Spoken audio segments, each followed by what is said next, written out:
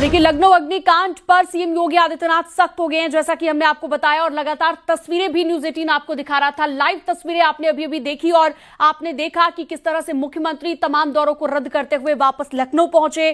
KGMU में जाकर उन्होंने घायलों का हालचाल भी जाना। इससे जुड़ी हुई लेटेस्ट अपडेट लगातार हम आपको दे रहे हैं। और एक बड़ी खबर, इलेक्ट्रिक लोड ज्यादा होने से शॉर्ट सर्किट हुआ है, ये एक बड़ा अपडेट आया है।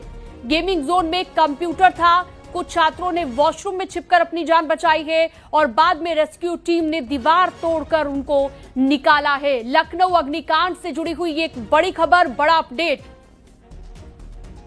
इलेक्ट्रिक लोड ज्यादा होने से शॉर्ट सर्किट हुआ, गेमिंग जोन में कंप्यूटर और एसी का लोड था। ये एक बड़ा अपडेट, बड़ी जानकारी।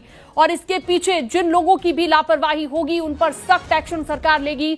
ये मुख्यमंत्री क्लियर कर चुके हैं कि जो भी लोग इसमें दोषी पाए जाएंगे, जिनकी भी जिम्मेदारी तय होगी, जो भी लोग लापरवाही बरतते हुए पाए जाएंगे उन पर कार्रवाई की जाएगी, उन पर एक्शन लिया जाएगा।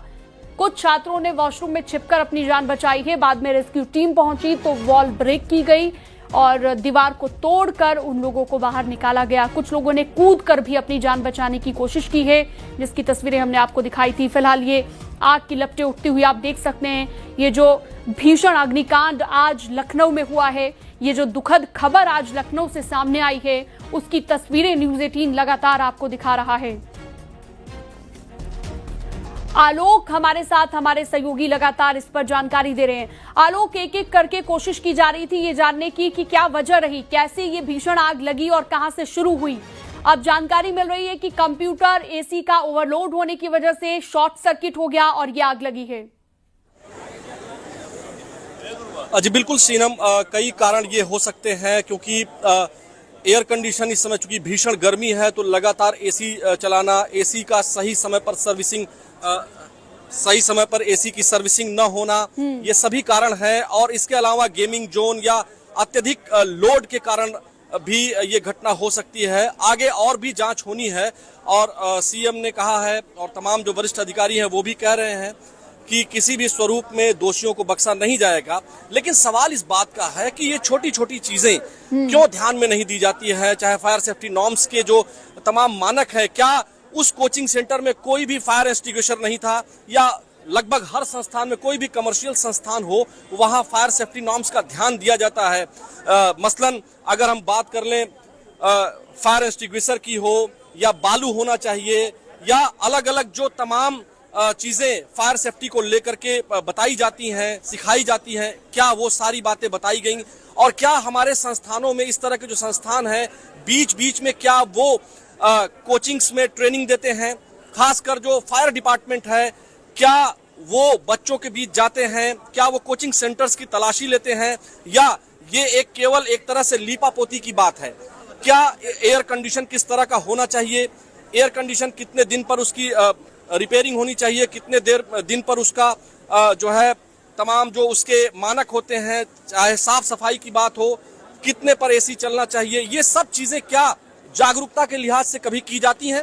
ये सभी बातें जरूर ध्यान में आएंगी, क्योंकि घटना बड़ी है, घटना दुखद है, घटना हृदय को चीरने वाली है। जिनके घर के बच्चे गए हैं वो बहुत ही दुखद है। वो थोड़े दिन बाद अपने परिवार का सहारा बनते, अपने परिवार का कंधा बनते, लेकिन अब वो खुद कंधे पर जाएंगे।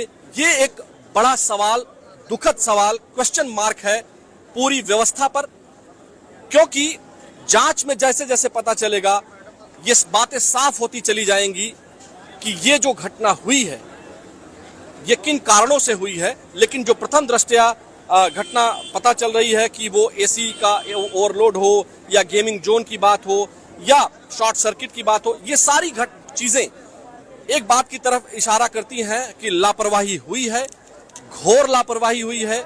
और ये हर स्तर पर लापरवाही हुई है, चाहे वो चेकिंग को लेकर के हो, चाहे रिहायशी इलाके में कैसे कोचिंग चल रही थी, क्या उसके सभी जो अप्रूवल्स हैं वो लिए गए थे।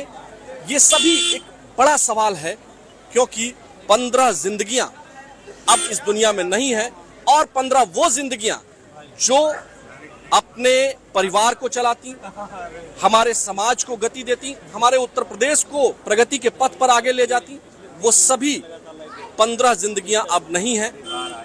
ये बहुत दुखद बात है और इसीलिए मुख्यमंत्री अपना दौरा भी रद्द करके आए और निश्चित तौर पर दोषियों पर कार्रवाई की बात कह रहे हैं। वो तो दोषियों पर जनता भी, लोग भी यही चाहते हैं कि कड़ी कार्रवाई हो, जिससे इस तरह की घटना की पुनरावृत्ति न हो। शिनम, ठीक है आलोक, लेकिन जिस तरह से मुख्यमंत्री हॉस्पिटल भी पहुंचे, इससे पहले हमने देखा कि घटनास्थल पर भी मुख्यमंत्री ने जाके निरीक्षण किया, हालातों को समझा और साथ ही तमाम अधिकारियों के साथ में उन्होंने बातचीत करके फीडबैक भी लिया कि कैसे ये पूरा घटनाक्रम हुआ है।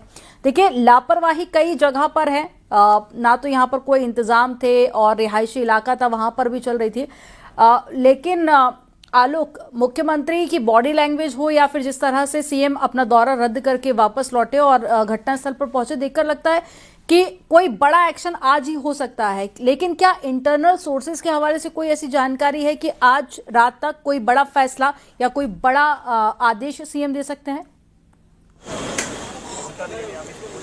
जी बिल्कुल अमनदीप, ये बात आपकी सही है। जिस तरह से सीएम योगी आदित्यनाथ का बॉडी लैंग्वेज है, जिस तरह से आज सीएम योगी आदित्यनाथ ने अपना दौरा रद्द किया है, निश्चित तौर पर बड़ी कार्रवाई की उम्मीद है, क्योंकि मुख्यमंत्री योगी आदित्यनाथ का जिस तरह का स्वभाव है, अगर आपको याद हो तो गोरखपुर में जब एक घटना हुई थी बाबा बीआरडी मेडिकल कॉलेज में, उसके बाद मुख्यमंत्री योगी आदित्यनाथ ने जिस तरह की कार्रवाई की थी, जिस तरह से वो भावुक नजर आए थे, ठीक मुझे अगर याद है तो उसी तरह का बॉडी लैंग्वेज, उसी तरह का चेहरे पर भाव भंगिमा उनकी थी। बहुत ही दुखी थे, लेकिन जिन लोगों ने लापरवाही की है उनके ऊपर बहुत क्रोधित भी दिखाई दे रहे थे। और इसके साथ ही साथ अगर हम उप मुख्यमंत्री ब्रजेश पाठक जी की बात कर लें तो वो जिस तरह से भावुक हुए, जिस तरह से उनके आंखों से आंसू निकला, ये स्वाभाविक आंसू थे। और उसी तरह का एक बॉडी लैंग्वेज मुख्यमंत्री योगी आदित्यनाथ का भी दिखाई दिया। निश्चित तौर पर आज रात में या कल सुबह तक अगर इस तरह की कोई बात आती है, किसी तरह की लापरवाही, जिसकी भी लापरवाही होगी उसके ऊपर कड़ी कार्रवाई। रोकना चाहूंगी, शिक्षा मंत्री योगेंद्र उपाध्याय हमारे साथ में जुड़ गए हैं। सर, एक बहुत दुखद और बहुत बड़ी घटना, लेकिन सवाल कई सारे हैं और लापरवाहियां उससे भी ज्यादा देखी गई हैं। अभी तक जो जानकारी मिली है, कोई इंतजाम नहीं थे, ना कोई इमरजेंसी को लेकर वहां पर व्यवस्था की गई थी, और तो और यहां पर रिहायशी इलाके के बीच में कोचिंग चल रही थी। ये बहुत दर्दनाक और दुखद घटना है और इससे हर व्यक्ति पीड़ित है।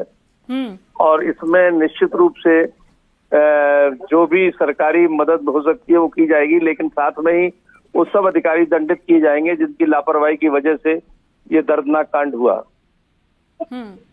लेकिन सर, आज इस अग्निकांड ने कई घरों के चिराग बुझा दिए। जो बच्चे अपना भविष्य तलाशने के लिए इस कोचिंग में गए थे, वहां से उनकी लाशें बाहर निकली हैं। तो क्या ऐसी कड़ी कार्रवाई होगी कि आगे जाकर वो एक एग्जाम्पल सेट करे? देखिए, मेरा विचार है, मैं माननीय मुख्यमंत्री जी से बात भी रखूंगा कि जहां डिपार्टमेंटल गलती हुई है और जो लापरवाही नहीं होनी चाहिए थी, जो एनओसी बंद कमरों में दे दी गई होंगी, जैसा मैं महसूस करता हूं, तो उनके खिलाफ विभागीय कार्रवाई तो होंगी, लेकिन ये जो कांड हुआ है, इनके का मुजरिम भी इन्हीं अधिकारियों को ठहराना चाहिए कि ये अधिकारियों के खिलाफ क्रिमिनल एक्शन की एफआईआर होनी चाहिए। ठीक है, लेकिन क्या और भी ऐसी कोचिंग्स को लेकर जांच की जाएगी? क्योंकि जब भी इस तरह के मामले सामने आते हैं, उसके बाद में एक अपडेट ये भी होती है कि और भी कई सारी कोचिंग थी। अब यहाँ पर हादसा हो गया तो जानकारी सबके सामने आ गई, लेकिन हो सकता है कि ऐसी कोचिंग्स और भी कई हो। को कहा है, हमारे पास एक एजेंसी आरएचओ होती है जो जांच करेगी, तो मैंने उनको कहा है कि आप लोग अपने अपने क्षेत्र में जाइए और देख लीजिए, ऐसी कोई जो नॉर्म से अलग हटके हैं उनको तुरंत नोटिस देके बंद कराने की बात करेंगे, और जो ऐसी हैं कि प्रॉपर चल रही है तो उनको तो कोई बात ही नहीं। ठीक है योगेंद्र जी, अब देखिए, जो कोचिंग की लापरवाही थी वो हमने सबने देखी कि कोई इंतजाम वहां पर नहीं थे, लेकिन अब देखिए, शासन या प्रशासन की तरफ से भी एक जिम्मेदारी होती है कि समय समय पर फिटनेस चेक होता रहे, और होता भी है। तो क्या वहां पर भी कोई गड़बड़ी है जिसकी वजह से ये मामला सामने नहीं आया? देखिए, जहां तक अगर इसको बहुत भरशाई दृष्टि से देखा जाए तो प्रशासन की भी गलती है, क्षेत्रीय जनता की भी जागरूकता का अभाव है कि वो जागरूक होनी चाहिए कि क्या हो रहा है, और अपने बच्चों को भेजने लगते हैं वहां पर। सिर्फ नाम किसी का यदि बड़ा है बाय द वे किस कोचिंग में, और वो अगर एक झोपड़पट्टी में भी पढ़ा रहा है तो वहां भेज रहे हैं, ये नहीं होना चाहिए। सुरक्षा की सब सुविधाओं को जनता को भी देखना चाहिए, अभिभावकों को भी देखना चाहिए, और हमारे अधिकारियों को भी देखना चाहिए, और जो जनप्रतिनिधि क्षेत्रीय होते हैं, जो पार्षद टाइप, उनको भी देखना चाहिए। जिम्मेदारी पूरे समाज की है और प्रेस की भी है कि वो भी देखे अगर तो अवगत कराए। ठीक है, हमारे साथ में जुड़ने के लिए बहुत शुक्रिया योगेंद्र जी आपका। तो ये तस्वीरें बेहद दुखद है और अब इस पूरे मामले को लेकर कार्रवाई की बात कही जा रही है। लोगों में भी गुस्सा है, दुख है।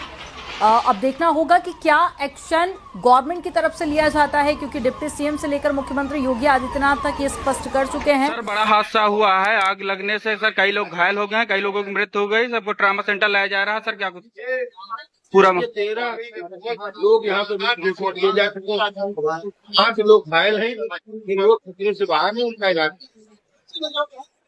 सर और भी लोगों की सर सूचना आ रही है कि वो तो हमारा विषय नहीं है, हम लोग यही है, जो लोग भी आएंगे घायल होंगे उनका इलाज